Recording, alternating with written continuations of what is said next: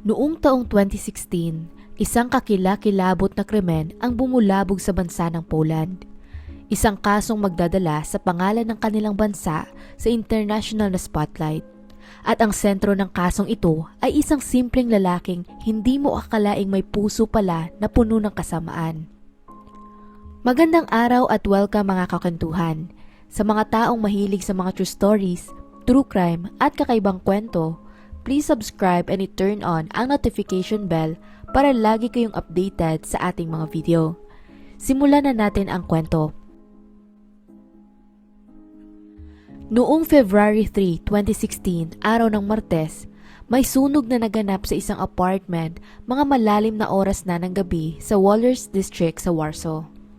Sa kabutihang palad, may mga taong nakapansin nito kaagad na nagawa nilang tumawag ng bumbero bago pa man kumalat ang apoy. Pagkarating ng mga emergency services sa lugar, mabilis nilang inapula ang sunog at pinasok ang apartment. Pero ang inakala nilang simpleng trahedya lamang ay may itinatago palang karumal-dumal na krimen.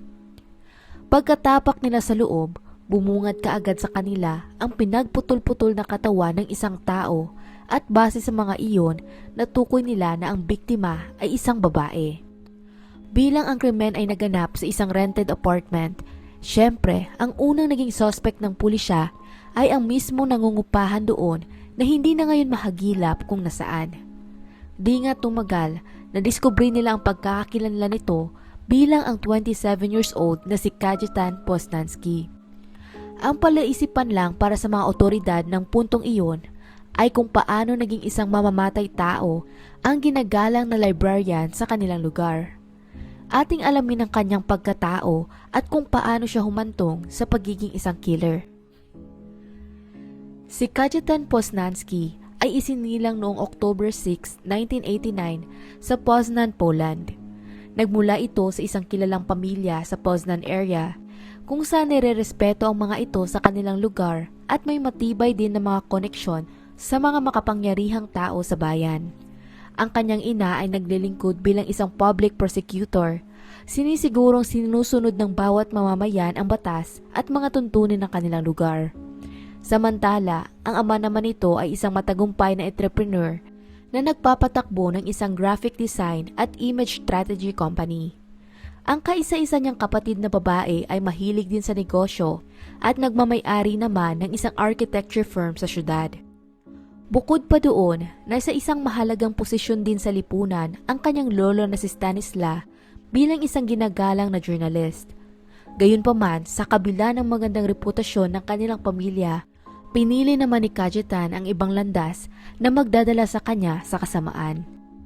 Ilang taon bago ang krimen, pinutol nito ang lahat ng ugnayan niya sa kanyang pamilya at inilayo ang kanyang sarili mula sa kanila. Ang pamumuhay niya ng mga panahong iyon ay masasabi mong ibang-iba sa mga gawin ng isang matinong tao na naging kontrobersyal pa nga ito. Sinabi niya na nasa isang misyon daw siya para maperpekto ang kanyang katawan at kaluluwa. Isang hangarin na nangangailangan ng matinding pisikal na ehersisyo at disiplina. Pero bagaman ang pamumuhay niyang ito ay kakaiba, hindi naman ito nagbigay ng mga senyales ng kadilimang tinatago niya sa kanyang puso ng puntong iyon. Maliban sa mga bagay na ito, masigasig din si Kajetan sa kanyang pag-aaral na sa katunayan, nakakuha siya ng diploma sa journalism at classical theology mula sa prestihiyosong Universidad ng Warsaw. Hindi din natapos ang paghahangad niya ng kaalaman pagka-graduate niya ng kolehiyo dahil nag-operate din ito ng Prince and Beggar Portal na parte ng isang scientific circle na may parehong pangalan. Dagdag pa doon, regular din siyang nagko-contribute sa isang student magazine na tinatawag na PDF. Kalaunan sa pagtakbo ng panahon, nakakuha ito ng trabaho sa isang library at habang nandoon, nagsimula siyang magsulat ng mga tula tungkol sa mga iniidolo niyang killers. Isa sa mga karakter na pinakitaan niya ng malalim na interes ay ang sikat na killer sa isang horror movie na si Hannibal Lecter. Isa siyang fictional character na serial killer na kilala sa kanyang cannibalistic tendencies. Ang obsesyon niyang ito ay umabot pa nga sa puntong nagkumpos siya ng isang Latin na tula na pinamagatang Hannibalis Lecter Scena na ang ibig sabihin ay Hannibal Lecter's Feast. Napublish iyon kalaunan sa isang yearbook na dedicated sa kultura ng nakaraang mundo ng paaralang Polish Academy of Sciences. Kaya sa napakabatang edad nito, mabilis siyang naging isang nirerespetong figura sa komunidad ng mga matatalinong tao ng Wola District sa Warsaw. Di tumagal, nagsimula na rin itong magbigay ng mga lectures at presentations sa mga libraries kung saan kumikita siya ng pera sa pagbabahagi ng kanyang kaalaman sa iba't ibang komunidad. Halimbawa sa mga lectures niyang ito ay ang kahalagahan ng disiplina para sa inner freedom ng isang tao, ang problema ng free will sa nakaraan at Kristyanismo.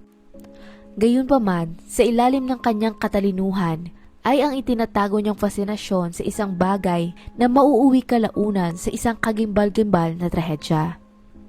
During sa isang internship ng isang pinakamalaking current affairs magazine ng Poland, ang mga interes ni Kajetan ay nagsimulang magpataas ng kilay ng maraming tao, lalo na nang nag-propose ito ng iilang articles tungkol sa cannibalism.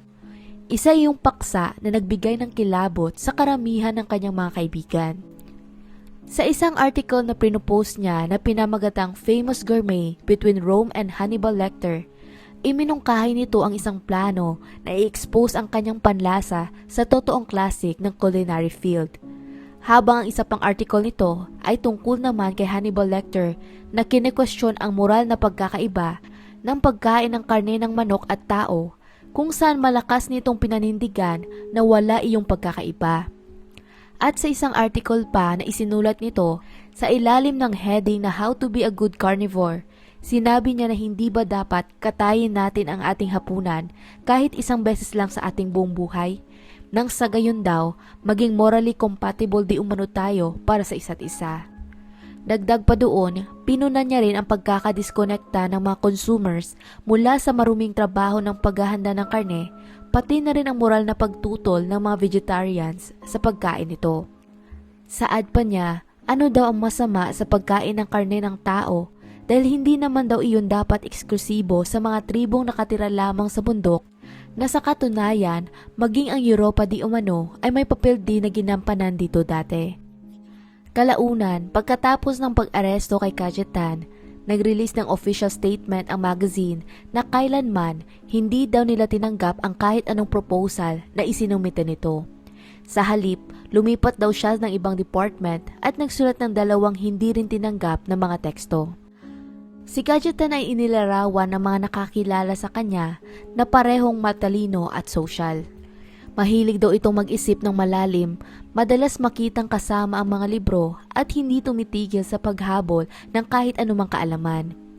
Gayunpaman, hindi siya matatawag na introvert o di naman kaya ay isang taong mahilig mapag-isa dahil sa katunayan, hilig nito ang makipaghalubilo sa iba at umattend ng mga party. Subalit habang ipinagpapatuloy niya ang kanyang pag-aaral, napansin ng mga malapit niyang kaibigan ang nakakabahala niyang pagbabago. Nagsimula daw ito magsalita ng mga kakaibang bagay, kagaya na lamang na siya daw ay naposes. Sa mga buwan ding iyon, lumalim pa ang pagnanais nito na subukan ang pantasyang matagal na niyang gustong gawin, ang makatikim ng karne ng tao. January 2016, nagsimula siyang magplano ng maigi at maghanap ng biktimang hindi madaling maiko-konekta sa kanya. Gumawa siya ng isang listing sa isang website ng mga language tutors, nagsasabing gusto niyang matuto ng Italian. Di tumagal, may nag-reply nga sa listing nito at doon na nagtagpo ang landas nila ng 30 years old na si Katarzyna Harosinka. Isa itong bihasang Italian language teacher na nag-aral ng art, history at kursong applied linguistics sa University ng Warsaw. Gayunpaman, ang dalawa ay hindi pa nagkakilala dati. Ang tanging interaction lang nila ay isang phone call kung saan nag-usap ang mga ito kung paano sila magkikita para sa mga language lessons. Si Katarzyna ay passionate sa kanyang trabaho at sabik pa nga ito sa kanilang unang tutorial. Lingid sa kanyang kaalaman, nahulog na pala siya sa bitag ng isang demonyo. February 3, 2016, ito na ang araw ng kanilang unang language lesson at napagkasunduan nilang dalawa na si Kajetan na ang pupunta sa apartment ito sa may Warsaw Wola District. Mga bandang 5:00 ng hapon, dumating ang librarian sa apartment, dala-dala ang isang suitcase na naglalaman ng hindi mga libro o notebook para sa pag-aaral, kundi isang murder kit kasama ng isang kutsilyo at lagari.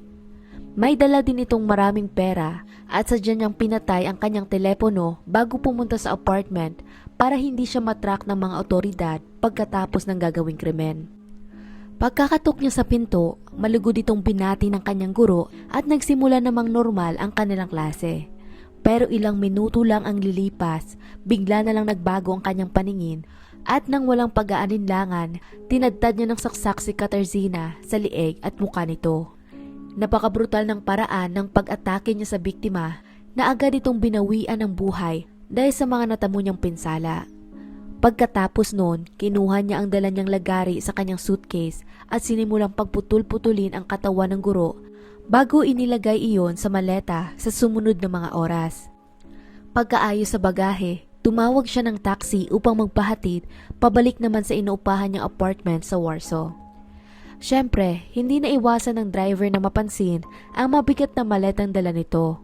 Kaya tinanong niya kung ano ang tumutulo mula doon. Ngunit sumagot lang di umano si Kajetan na laman daw kasi noon ay ang karne ng baboy ramo. Malamig ang mga tingin sa kanya ng binata kaya hindi na rin siya nangusisa pa masyado dahil na rin sa takot.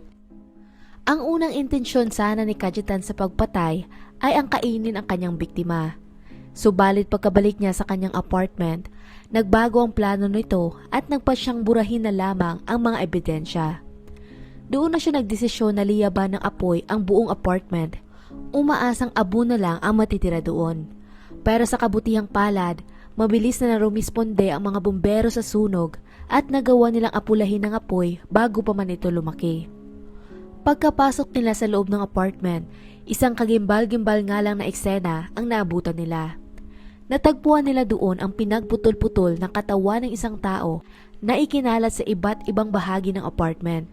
Habang ang ulo naman ito ay natagpuan nila sa loob ng isang backpack. Pagkasagawa ng mga eksaminasyon, nakumpirma nila ang pagkakakilanlan ng biktima bilang ang Italian teacher na si Katarzyna Jarosinka. Ayon pa sa mga lokal na media, nang araw na iyon, plano pa daw sanang lumipad ng guro papuntang Bologna, Italy upang makipagkita sa kanyang nobyo. Sa kasamaang palad, hindi niya na ito nagawa. Pagkatapos gawin ang krimen, hindi naman nanatili sa kanilang bansa si Kajetan para harapin ang konsekwensya ng kanyang mga desisyon. Sa halip, tumakas ito palabas ng syudad ng Warsaw at bumalik muna sa bayan nila sa Ponzanan bago sumakay sa isang tren papuntang Berlin, Germany. Pagkarating naman doon, kumuha siya ng flight papuntang Bologna, Italy na sa pambihirang pagkakataon ay ang parehong lugar kung saan nakatira ang nobyo ng kanyang biktima.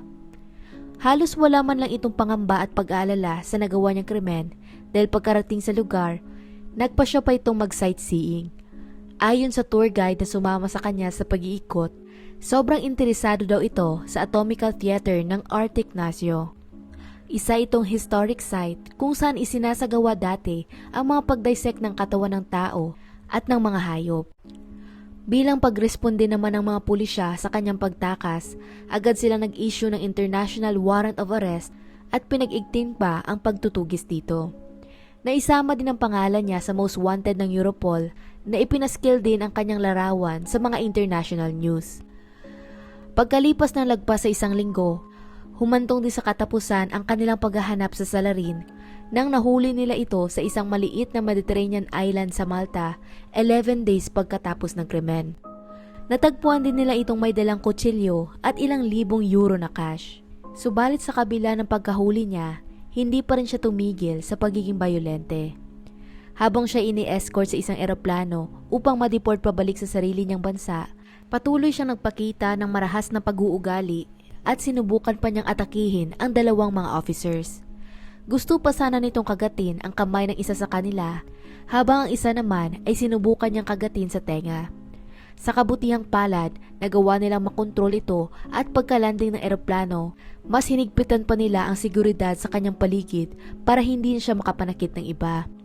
Yun nga lang, hindi pa natatapos doon ang paghahasik niya ng lagim. Noong siya ay dinala sa Roman Center para kumuha ng pre-trial psychological evaluation, Sinubukan niyang sakalin ang psychologist na nag-interview sa kanya kung saan hinila niya ito sa leeg pagkatayo ng doktor para sana lumabas ng pinto. At bago pa siya napigilan ng mga guard, may inilabas siyang basag na salamin mula sa kanyang bulsa at inatake ang mga guard gamit nun.